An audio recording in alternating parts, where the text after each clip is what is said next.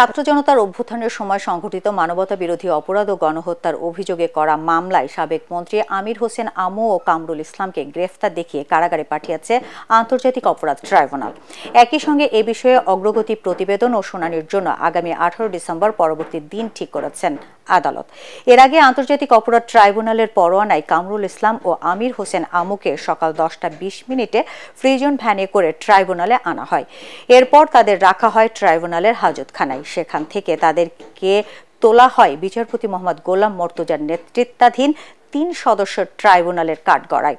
ট্রাইব্যুনালের প্রসিকিউশন কক্ষে তাদের শুনানি করেন প্রসিকিউটর BM সুলতান মাহমুদ ও গাজী মনোয়ার হোসেন তামিম।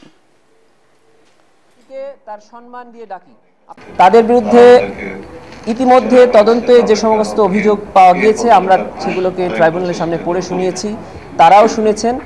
ট্রাইব্যুনাল পরবর্তীতে আমাদের আবেদন মঞ্জুর করে তাদেরকে ট্রাইব্যুনালের মামলায় গ্রেফতার দেখিয়েছেন এবং কারাগারে প্রেরণের নির্দেশ দিয়েছেন।